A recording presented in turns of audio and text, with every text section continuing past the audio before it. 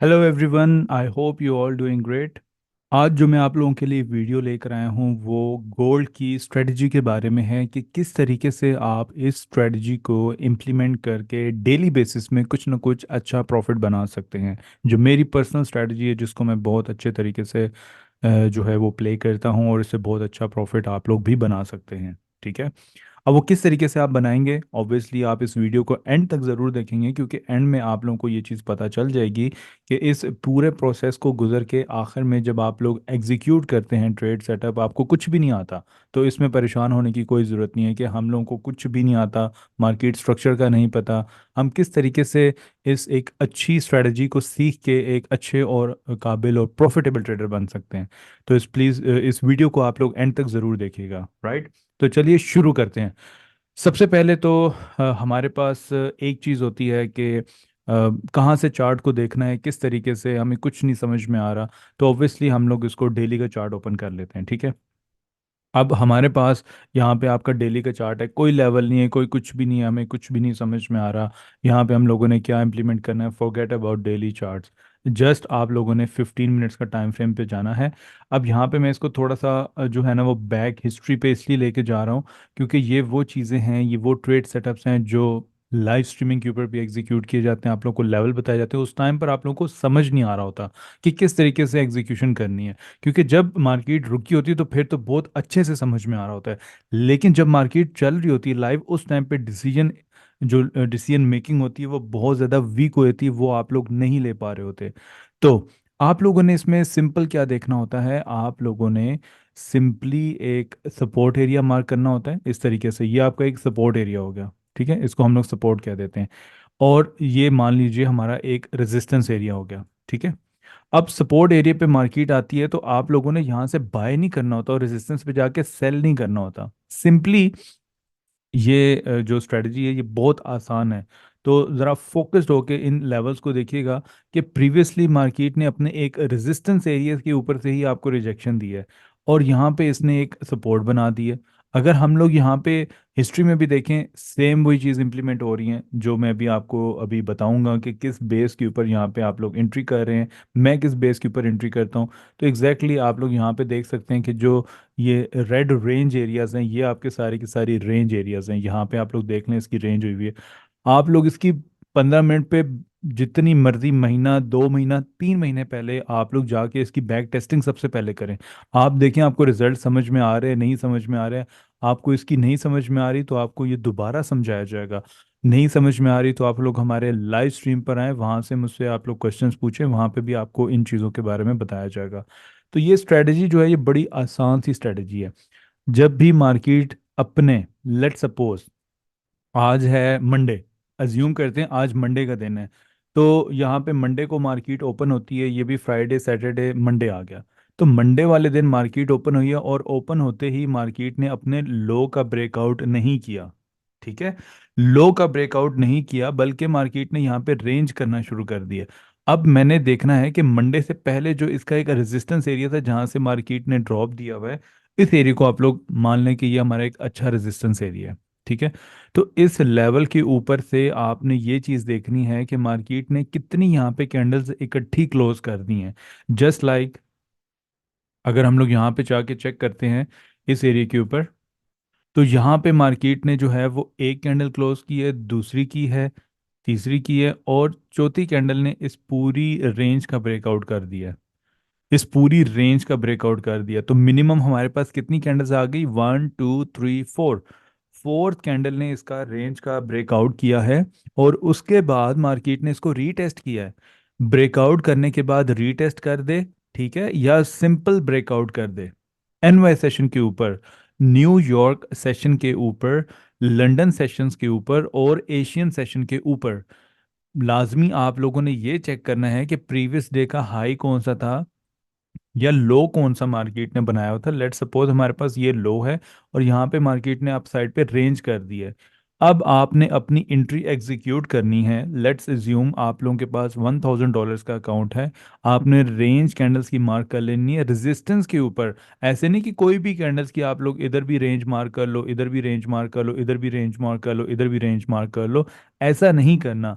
आपको रेजिस्टेंस का पता होना चाहिए, रेजिस्टेंस का सिंपल अल्फाज में, जहां आप जिधर से आपकी जो प्राइसेस हैं वो रिजेक्ट हो रही होती हैं, ठीक है। आपकी जो प्राइसेस हैं वो इन एरियाज के ऊपर से मल्टीपल टाइम्स उसकी रिजेक्शंस आ रही होती है। अब आप लोगों ने रेंज ब्रेकआउट का मार्क कर लिया। एंट्री आपने यहाँ पे लेनी है जब ये इनगल्फ के साथ इस रेंज का ब्रेकआउट कर दे, डाउन साइड पे कर दे, या बुलिश के लिए अप साइड पे कर दे। दोनों चीज़ों में अभी हम लोग बुलिश की भी एग्जांपल यहाँ पे देखेंगे। तो रेंज का जब भी आप लोग अब यहाँ पे जो है वो 4 कैंडल्स ले सकते हैं, 5 कैंडल्स ले सकते हैं, 6 7 8 मल्टीपल कैंडल्स ले सकते हैं, ठीक है। मल्टीपल कैंडल्स आप लोग इसमें एंटर कर सकते हैं। अब जो मोस्ट इंपॉर्टेंट चीज़ है कि ये कैंडल्स की तो आपको मैंने चीज़ बता दी कि रेंज रेजिस्टेंस या सपोर्ट के ऊपर हो और उसका ब्रेकआउट हो जाए, तो आप नेक्स्ट रेजिस्टेंस या सपोर्ट तक जो 15 मिनट्स की होगी, याद रखें 15 मिनट्स की जो सपोर्ट होगी वहाँ तक आप इसमें टारगेट, इसमें जो है वो टारगेट अपना जो है वो बुक कर सकते हैं, अपना प्रॉफिट जो है वो बुक कर सकते हैं। बहुत आसान सी चीज़ है। लेकिन अब रेजिस्टेंस एरिया से मार्केट ने रिजेक्शन ले ली है, तो आपको अब कंफर्मेशन भी तो करनी है। तो कंफर्मेशन के लिए इसके अंदर हम लोग यहाँ पे लगा देते हैं मूविंग एवरेज। अब मूविंग एवरेज आप लोगों ने कौन सी, यहाँ पे देखें जूम किया गया है, मूविंग एवरेज आप लोगों ने कौन सी लगानी है, ये EMA 5 आप सिंपल लगा सकते हैं, एक्सपोनेंशियल मूविंग एवरेज 5। यहाँ पे मैं आपको लिख भी देता हूँ ताकि आप लोग इसमें भी कंफ्यूज ना हो कि हम लोगों ने यहाँ पे EMA और 5 आपने लगाना है, ठीक है। EMA 5 आपने यहाँ पे लगा दिया। अब देखें कि रेंज यहाँ पे मार्केट ने की है, इधर भी ऊपर रेंज की है, तो EMA से ऊपर मार्केट निकल गई है। जैसे ही EMA से उसने नीचे क्लोजिंग दी है, एक मूविंग एवरेज आपने लगानी है EMA 5, और आपने कोई मूविंग एवरेज इसके अंदर नहीं लगानी। यहाँ पे आप देखें कि मूविंग एवरेज इससे अप साइड पे चली गई है EMA 5 से। उसके बाद इसने दोबारा रेंज की है, थर्ड कैंडल इसने बनाई, फोर्थ कैंडल ने EMA का नीचे ब्रेकआउट दे दिया। अब जब EMA से नीचे क्लोजिंग हो जाती है तो फिर आपका जो है रीसेंट सपोर्ट एरिया होता है, रीसेंट सपोर्ट एरिया होता है, वहां तक आप अपना टारगेट जो प्रॉफिट होगा वो आप लोग बुक कर सकते हैं। याद रखें कि हर दफ़ा ऐसा नहीं होता। अब यहाँ पे मार्केट ने रेंज की है, EMA से नीचे क्लोजिंग दी है, दोबारा इस कैंडल ने ऊपर क्लोजिंग दी है, उसके बाद उसने जाके यहाँ पे क्लोजिंग दी है। जब उसने यहाँ पे आपको कंफर्मेशन दी है, ठीक है, इस पूरी रेंज का, यहाँ पे भी इसमें देखें ना, 1 कैंडल, 2 3 फोर्थ कैंडल ने इसका ब्रेकआउट किया। अब फोर्थ कैंडल ने इस कैंडल का ब्रेकआउट कर दिया, इनगल्फिंग से कर दिया, बस एंट्री लेके इसके हाई के ऊपर आपका SL होना चाहिए। अब हाई में आपकी ये देखें, इधर विक भी हो सकती है, या इस कैंडल के ऊपर आप 5 to 10 पिप्स ऊपर SL रख सकते हैं। और TP जितना आपका SL होगा, लेट सपोज आपका 20 पिप्स का SL है, 25 पिप्स का SL है, तो आपका TP होना चाहिए 40 पिप्स शुरू में। आप लोग इस स्ट्रेटजी को 1 मंथ अप्लाई करके देखें, 1:2। इसका मतलब ये हुआ कि आप लोगों ने 1:2 रिस्क के साथ, रिस्क रिवॉर्ड रेशो के साथ आपने चलना है। यहाँ पे लेट सपोज आपका अगर SL है 25 पिप्स का, आपका SL है, ठीक है, तो आपका जो TP होना चाहिए, आपका जो टेक प्रॉफिट होना चाहिए, वो आपका 50 पिप्स का होना चाहिए। 1:2 इसको हम लोग बोलते हैं रिस्क टू रिवॉर्ड रेशो, ठीक है। इसमें मैं दोबारा आपको यहाँ पे मेंशन कर देता हूँ कि आपका जो SL है वो 25 पिप्स का होना चाहिए, और TP आपका जो है वो 50 पिप्स का होना चाहिए। नॉर्मली इतना SL नहीं होता। अगर यहाँ पे आप लोग कैलकुलेट करें तो आपका जो SL है यहाँ पे बन रहा है 15 मिनट्स का टाइम फ्रेम पे 30 पिप्स का। अब अगर इस रेंज के ऊपर आपका 30 पिप्स का SL बन रहा है, तो आपका जो TP है वो कितना होना चाहिए, 60 पिप्स का होना चाहिए। 60 पिप्स आपके इस एरिया की लो के ऊपर बन रहे हैं। तो वट एवर आपका 40 पिप्स का SL है, 80 पिप्स का टारगेट दे दें। 30 पिप्स का है तो 60 पिप्स का दे दें, 25 पिप्स का है तो 50 पिप्स का आप दे दें। इट डजेंट मैटर कि आपका जो है ना वो SL कितना बनेगा, आपका रिस्क रिवॉर्ड या आपकी रेंज कितनी है, मार्केट 100 पिप्स नीचे जा सकती है, नो। इसमें आप लोगों ने नहीं इतना परेशान होना। अब यहाँ पे मार्केट रीटेस्ट कर रही है, तो आपका यहाँ पे SL बन रहा है 40 पिप्स का, तो 40 पिप्स का SL इसमें बनेगा। आपका 40 पिप्स का SL है, और कम से कम आपका 80 पिप्स का TP होना चाहिए यहाँ पे, ये इस एरिया के ऊपर। तो मार्केट ने 80 पिप्स का TP हिट किया है, और मजीद मार्केट यहाँ से कितनी गई है, 130 पिप्स। तो ये चीज़ आप लोगों ने कभी भी नहीं सोचनी कि काश मैं 100 पिप्स ही ले लेता 130, ये कभी भी आपको सक्सेसफुल ट्रेडर नहीं बना सकती ये स्ट्रेटजी, ठीक है। ये दुनिया में आप लोग कोई भी स्ट्रेटजी, अगर हम लोग इसमें ग्रीड फैक्टर लेकर आएंगे कि नहीं मैंने जो है वो 40 पिप्स का SL देना और मैंने जो है 180 या 200 पिप्स इसमें प्रॉफिट लेने, कभी भी आपका अकाउंट ग्रो नहीं करेगा। हमेशा मार्केट प्रॉफिट में आपको लेकर जाएगी, फिर आपका लॉस हो जाएगा, SL हिट हो जाएगा, ब्रेक इवन हिट हो जाएगा। ठीक है। इस एरिया के ऊपर भी देखें, इवन लो के ऊपर भी आप देख लें कि आपका यहाँ पे इसने रेंज किया हुआ है। अब यहाँ पे मार्केट ने इतनी ज़्यादा रेंज की हुई है, रेंज के बाद एक कैंडल एक छोटी सी उसने ब्रेकआउट दी इस पूरी रेंज का। तो यहाँ पे आपकी एंट्री होगी, इसकी लो के नीचे एसएल है 25 पिप्स का एसएल है, और आपका यहाँ पे तकरीबन 50 पिप्स का जो टारगेट है वो मार्केट आपको यहाँ पे दे रही है। ठीक है। इस तरीके से अब यहाँ पे इसको इम्प्लीमेंट करने का तरीका ये है कि आपने इसकी करनी है बैक टेस्टिंग। बैक टेस्टिंग के लिए आपने देखना है कि जिधर इसने, हाँ, उस एक स्पेसिफिक दिन का, एक दिन के ऊपर, और एक दिन में आपको मिनिमम इसमें 2 से 3 अच्छी एंट्रीज मिलेंगी। ठीक है, एक दिन में, लाइक मंडे का दिन है तो मंडे का आपका टोक्यो सेशन, आपका लंदन सेशन और आपका न्यूयॉर्क सेशन, इन तीनों सेशन की आपने बैक टेस्टिंग करनी है। 1 मंथ का डाटा ले सकते हैं पीछे, पूरे 1 मंथ में आप चले जाएं और आप इन तीनों सेशंस के अंदर सिर्फ और सिर्फ देखें कि मार्केट ने किस तरीके से आप लोगों को जो रेंज किया है, और रेंज के बाद मार्केट ने जो ब्रेकआउट दिया है, ब्रेकआउट पे आपने एंट्री ली है, आपको कितना परसेंट प्रॉफिट आपके हिट हो रहे हैं और कितने परसेंट आपके लॉस हिट हो रहे हैं। तो एटलीस्ट 100 ट्रेड्स का आपने बैक टेस्ट करना है, और 100 ट्रेड्स के बाद आपने देखना है कि इसकी एक्यूरेसी कितनी है मेरे पास। क्योंकि ये आपकी या तो हाई पे बनेगी या लो पे बनेगी, तो मिनिमम आपके 100 ट्रेड्स में से 5 एसएल हिट हो सकते हैं, आपके शुरू में 10 एसएल हिट हो सकते हैं, आपके 15 एसएल हिट हो सकते हैं। लेकिन ये बहुत हाई एक्यूरेसी वाली जो है वो स्ट्रेटजी है, जिसकी बेस के ऊपर आप लोग बहुत अच्छा प्रॉफिट बना सकते हैं, बहुत अच्छा प्रॉफिट बना सकते हैं। ठीक है, अगर मैं बना सकता हूँ तो आप लोग भी बना सकते हैं, राइट। सो लॉस होता है हर स्ट्रेटजी के ऊपर, लेकिन उसकी कुछ ना कुछ रूल्स होते हैं, कुछ ना कुछ एक्यूरेसी होती है, राइट। अब यहाँ पे आप लोग देख लें, जब भी आपने देखना है कि लो पर मार्केट आ चुकी है, वहाँ पे रेंज हो रही है, रेंज का ब्रेकआउट हो रहा है, आपने उस लेवल को कैलकुलेट कर लेना है। तो आपका एसएल बन गया 50 पिप्स, 50 का रिवॉर्ड हो गया 100 पिप्स, और मार्केट यहाँ से आपकी गई है 238 पिप्स। आपने उस दिन का और एक ही ट्रेड करनी है, एक से ज़्यादा आपने ट्रेड्स नहीं करनी। लेट सपोज अब यहाँ पे आपके कुछ बड़े बड़े जो हैं वो एसएल भी बनेंगे, या आप छोटी सी रेंज देख लें, मार्केट ने एक बेरिश की कैंडल बनाई है, बुलिश की बनाई है, बेरिश की बनाई है, फिर उसने बुलिश की बना दी और इतनी ऊपर जाके बनाई है। तो अगर आप यहाँ से एंट्री लेंगे तो आपका एसएल बन रहा है 70 पिप्स, हम लोग लगा लेते हैं। 70 पिप्स का एसएल आपका बन रहा है, और 140 पिप्स, और 140 पिप्स यहाँ पे जाके आपका डन हुआ, और मार्केट जो है वो इसके अलावा आपके सामने है 245 पिप्स बुलिश साइड पर गई है। तो आपका रिस्क टू रिवॉर्ड रेशियो आपने किस तरीके से इसमें प्रैक्टिस करनी है, यहाँ पे आपने लगा दिया ऑलमोस्ट 70 पिप्स का एसएल लगा दिया, और आपका जो टीपी होगा वो 140 पिप्स का आपका यहाँ पे टीपी इस तरीके से लग जाएगा ये। ठीक है, ये तरीका होता है। अब हाई पर जाके मार्केट ने रेंज किया, और रेंज का उसने कर दिए, ये कैंडल ने ब्रेकआउट, और ईएमए से भी नीचे क्लोजिंग होगी, इधर ईएमए से ऊपर उसने क्लोजिंग दी थी, राइट। ठीक है। सो यहाँ पे ईएमए से उसने नीचे क्लोजिंग दी है, आपने एंट्री ले ली है, आपका एसएल बन रहा है 50 पिप्स का, आपका एसएल बन रहा है। सिंपली आपका जो टीपी होना चाहिए वो 100 पिप्स होना चाहिए। लेट सपोज आप लोग यहाँ पे ट्रेड कर रहे हैं, आपका $1000 का अकाउंट है, आपका जी $1000 का अकाउंट है, और $1000 के ऊपर आपने 0.10 अकॉर्डिंग टू मनी मैनेजमेंट आपकी लॉट साइज होगी। तो अगर आपका $50 का आप लोग रिस्क ले रहे हैं, 5% अकाउंट का रिस्क ले रहे हैं, यस, आपके जो अकाउंट है वो 5% आप लोग उसका उसका रिस्क ले रहे होंगे, विच इज़ $50। सो आपको यहाँ पे जो है वो $100 जो है एक ट्रेड के ऊपर प्रॉफिट हो रहा है। इसीलिए मैं आपको कह रहा हूँ कि ये जो है हाई जो है रिवॉर्ड ट्रेड है, इसमें रिस्क भी है लेकिन रिवॉर्ड इसमें बहुत अच्छा आपको मिलता है।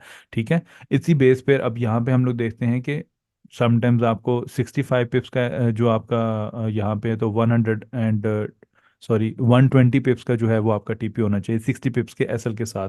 तो जो भी आप ट्रेड सेटअप ले रहे हैं, आपने इसी तरीके से रेड बॉक्सेस लगाने हैं, उसके ऊपर आपने जो पीएल है वो किस तरीके से लगा के चेक करना है कि हम लोग अगर एसएल रख रहे हैं यहाँ पे 70 पिप्स का एसएल रख रहे हैं, तो 140 पिप्स जो है हमें यहाँ पे जो है वो टीपी अचीव हो रहा है। यस, 140 पिप्स हमारा टीपी यहाँ पे अचीव हो रहा है। फिर रेजिस्टेंस एरिया आ गया, अब रेजिस्टेंस पे देखिए मार्केट ने जो है इसका ब्रेकआउट किया है, तो आपका एसएल बन रहा है 40 पिप्स, और मार्केट यहाँ पे कितनी आई है 1:1। तो इस तरीके से भी, मतलब ये हम लोग नहीं कह सकते कि 1:2 हमें मिलेगा मिलेगा, लेकिन कुछ ट्रेड सेटअप्स होंगे 1:1 इनको मिल जाएगा, कुछ ट्रेड्स के ऊपर आपको एसएल हिट हो सकता है, लेकिन विच इज़ फाइन। ठीक है। जब आप स्ट्रेटजी का बैक टेस्ट कर रहे होते हैं, आपके प्रॉफिट भी हो रहे होते हैं, आपके उसमें लॉस भी हो रहे होते हैं, आपके टीपी भी हिट हो रहे होते हैं, लेकिन आपके एसएल भी हिट होंगे। आपने बेशक एक्सेल पे जाके आप लोग लिख लें कि हम लोगों ने बैक टेस्टिंग में 100 ट्रेड्स देखी, हमारे इतनी परसेंट एक्यूरेसी आ रही है। लेकिन हमेशा याद रखें कि कोई भी रेंज नहीं पकड़ लेनी, कि इधर से आपने ये रेंज पकड़ लेनी है, आपने रेजिस्टेंस एरिया के ऊपर और उसके बाद आपने यहाँ पे सपोर्ट एरिया के ऊपर देखना है कि मार्केट हमेशा हमेशा रेंज कर रही होती है। चाहे वो एनवाई सेशन हो, चाहे वो आपका लंदन सेशन हो, चाहे वो आपका एशियन सेशन हो। अब आप पे डिपेंड करता है। आप जो बहुत सारे ट्रेडर्स मैं उनको सुनता हूँ और उनके कमेंट्स भी देखता हूँ। बहुत सारे ट्रेडर्स जो है वो ये कहते थे, सर हमारी जो एंट्री होती है वो एनवाई सेशन पे हम नहीं ले पाते, एशियन सेशन पे नहीं ले पाते, जॉब की वजह से लंदन सेशन की ट्रेड मिस हो जाती है। तो डोंट वरी अबाउट दैट। आप लोग जो है एनवाई सेशन के ऊपर इस स्ट्रेटजी को प्ले करें, EMA 5 को इम्प्लीमेंट करें। No need to add some more EMAs, just EMA 5 को आपने इम्प्लीमेंट करना है। आपने रेंज यहाँ पे देखनी है, हाईज एंड लोज आपने उस दिन के मार्क करने हैं। अब जो उस दिन के हाईज एंड लोज होंगे उसको आपने एक दिन पहले जाके देखना है कि पहले एक दिन पहले का जो रेजिस्टेंस एरिया था वो कौन सा था। ठीक है। उसके बाद आप लोगों ने रेंज को देखना है कि मार्केट की रेंज कर रही है और ब्रेकआउट रेंज का उसने कर दिया है अच्छी कैंडल के साथ, इनगल्फिंग कैंडल के साथ, आपकी इन्वर्टेड हैमर के साथ, बुलिश हैमर के साथ, मॉर्निंग स्टार के साथ, इवनिंग स्टार के साथ। वट एवर ये सारे आपके कैंडल स्टिक्स पैटर्न है, ये आपको लाजमी आने चाहिए। अगर इनमें से कोई एक चीज़ भी आपको नहीं समझ में आएगी, आप जो भी ट्रेड लेंगे आप हमेशा लॉस ही करेंगे। तो टेक्निकल का आना बहुत ज़्यादा ज़रूरी है, जो आपको एटलीस्ट सिंपल प्राइस एक्शन का आना बहुत ज़्यादा ज़रूरी है। अगर आपको सिंपल प्राइस एक्शन का भी पता है तो it's very easy for you. ठीक है। सो आप लोगों को मैंने इसका सारा तरीका बता दिया है। EMA आप लोगों ने 5 इस्तेमाल करनी है। उसके बाद आपका 1:2 रिस्क रिवॉर्ड होना चाहिए। लेट सपोज आप लोग $1000 इन्वेस्ट करते हैं, आप $500 इन्वेस्ट करते हैं, 0.05 money management is the most important की। आप लोग उसको इस्तेमाल कर सकते हैं। उसके बाद समटाइम्स मार्केट यहाँ पे रेंज कर रही है, आप कहेंगे रेंज पे तो ब्रेक ही नहीं कर रही, you need to wait. Don't simply jump in the market की बस रेंज ब्रेक होने लगी मैं तो इसमें ट्रेड करने लगूँ। No, wait for your turn. Market आपको मौका देती है। लेकिन अब देखें यहाँ पे ये बुलिश ट्रेंड में जा रही है। नीचे अगर हम लोग यहाँ पे इसको देखते हैं, अभी इस रेंज का इसने ब्रेकआउट किया है। यहाँ पे मार्केट ने जो है वो अपने स्ट्रक्चर लेवल का ब्रेकआउट किया, फिर ब्रेक इन किया, फिर यहाँ पे इस कैंडल का ब्रेकआउट कर दिया बुलिश में जाके, फिर यहाँ पे रेंज शुरू होगी। अब रेंज के ऊपर जो भी कैंडल का आपका ब्रेकआउट होगा, सिंपली उसके नीचे आपने एसएल रखना है। जितना एसएल रखेंगे उससे 2 गुना आपने वहाँ पे टीपी लगा देना है। बहुत सिंपल स्ट्रेटजी है, बहुत ही आसान है। लेकिन डेफिनेटली आसान उनके लिए होगी जो इस पे प्रैक्टिस करेंगे, जो इसकी बैक टेस्टिंग करेंगे और इसको सीखने की कोशिश करेंगे। यही चीज़ें आपको लाइव स्ट्रीमिंग के ऊपर बताई जा रही होती हैं और यही चीज़ें आपको उस पर प्रैक्टिकल का भी बताया जा रहा होता है कि आप लोग यहाँ से सेल कर सकते हैं और बाय भी कर सकते हैं। लेट्स एज्यूम दैट कि यहाँ पे देखें इस एरिया के ऊपर एक मार्केट ने रेंज की है, रेंज का ब्रेकआउट किया, रीटेस्ट किया, फिर रेंज की, फिर मार्केट ने ब्रेकआउट किया, फिर रेंज की। और यहाँ पे मार्केट अब जब तक वो रेंज बुलिश साइड पर ब्रेकआउट कर रहा है, EMA से ऊपर क्रॉस करके मार्केट बुलिश साइड पर जा रही है, तब तक हम लोग इसमें बाय की एंट्री लेंगे। आप सबको ये चीज़ याद होगी कि अभी फ्राइडे वाले दिन मार्केट जो है वो बुलिश साइड पे जा रही थी। तो I was telling the same thing कि जब तक ये अपना कोई स्ट्रक्चर लेवल या इस रेंज या इस बेस एरिया का डाउन साइड पे ब्रेकआउट नहीं करती, मैं गोल्ड को बाय साइड पर ही देखूंगा। रिट्रेसमेंट भी मार्केट ने बहुत अच्छी दी है, मैंने खुद भी इसकी रिट्रेसमेंट पकड़ी है। इसमें कोई इस तरह की, अब ये रेंज का इसने डाउन साइड पे ब्रेकआउट कर दिया है। तो आई वाज थिंकिंग कि यहाँ पे ये देख लें आपकी रेंज का नीचे डाउन साइड पे ब्रेकआउट हुआ है, क्लोजिंग उसने नहीं दी, नेक्स्ट कैंडल क्लोजिंग देती है, रीटेस्ट करती है, हमें जो है वो प्रीवियस डे का जो सपोर्ट होगा वो यहाँ तक इसका टारगेट मिल सकता है। डिपेंड करता है ये रेंज जो है, ये नेक्स्ट कैंडल नीचे क्लोजिंग दे, रीटेस्ट करे, यहाँ से हमारे पास ये सपोर्ट का एक दिन का टारगेट डन हो गया। अब मार्केट अपने इस सपोर्ट पर आती है, यहाँ पे रेंज करती है, इसका ब्रेकआउट करती है, EMA से नीचे क्लोजिंग देती है। इसके हाई के ऊपर जो भी एसएल आपका बने, 50 पिप्स का बन जाए, 100 पिप्स का नीचे आप टीपी लगा लें। इस तरीके से हम लोगों ने यहाँ पे चलना होता है, क्योंकि बैक टेस्ट बताना it's a very very easy thing, but उसको फिर हम लोगों ने लाइव चार्ट पे इम्प्लीमेंट करना, उसमें आपको डिफ़िकल्टीज आती है। तो डिफ़िकल्टीज तो आपको ट्रेडिंग में हमेशा हर किसी को आ रही होती हैं। जब तक आप लोग इसकी बैक टेस्टिंग नहीं करेंगे, जब तक आप इसको प्रॉपरली सीखेंगे नहीं, आपको समझ में नहीं आएगा। तो कोशिश ये कीजिएगा, जो मैंने आपको ये स्ट्रेटजी बता दी है, 15 मिनट्स टाइम फ्रेम है, EMA 5 आपने लगानी है, आपने 1:2 रिस्क रिवॉर्ड इसमें रखना है। रिस्क रिवॉर्ड जो रेशियो है वो 1:2 होना चाहिए। आप किसी भी सेशन के अंदर इसको प्ले कर सकते हैं, लेकिन कोशिश ये कीजिएगा कि 15 मिनट से ना बड़े टाइम फ्रेम ना छोटे टाइम फ्रेम पर वेट करें, देखें। सबसे पहले सबसे जो खूबसूरत चीज़ है वो आप इसकी बैक टेस्टिंग करें। ठीक है। तो अब तक के लिए इतना है, इतना ही काफ़ी। इंशाल्लाह नेक्स्ट आप लोगों के लिए बहुत अच्छी वीडियोस के साथ दोबारा हाजिर होंगे। आप लोग इस वीडियो के नीचे आप लोग कमेंट ज़रूर कीजिएगा आपको ये वीडियो किस तरीके से लगी। और अगर आपको कोई भी क्यूरीज हो, कोई भी चीज़ हो, कोई भी परेशानी हो, तो डोंट वरी, आप हमारी यूट्यूब के ऊपर लाइव स्ट्रीमिंग ज्वाइन करें। इससे रिलेटेड आपको जो भी क्यूरीज होगी, आपको नई चीज़ समझ में आ रही होगी, सब चीज़ें इंशाल्लाह आपको वहाँ पे बताई जाएंगी। ठीक है। तो हमारे जो डेली सेशंस होते हैं वो पाकिस्तानी टाइम के मुताबिक 12:30 PM से लेके रात गए तक 9 बजे, 9-10 बजे तक पाकिस्तानी टाइम के मुताबिक हमारी स्ट्रीम लाइव स्ट्रीम चलती रहती है। और लाइव मार्केट के ऊपर जो प्रैक्टिकल होते हैं वो बहुत ज़्यादा इफ़ेक्टिव होते हैं, उसमें आपको समझ भी बहुत अच्छी आ रही होती है। तो मैं उम्मीद करता हूँ कि आप लोग जो है हमारी स्ट्रीम ज़रूर ज्वाइन करेंगे और इस वीडियो के नीचे कमेंट ज़रूर करेंगे, इसको लाइक ज़रूर करेंगे, शेयर भी ज़रूर कीजिएगा, ताकि आप लोगों के साथ जो नए व्यूअर्स हैं उनको भी इस वीडियो से काफ़ी फ़ायदा हो। ठीक है। आप लोग अपना बहुत ख्याल रखिएगा और इंशाल्लाह ताला आपको नेक्स्ट वीडियो में फिर मैं ज्वाइन करूँगा। Okay everyone, take care.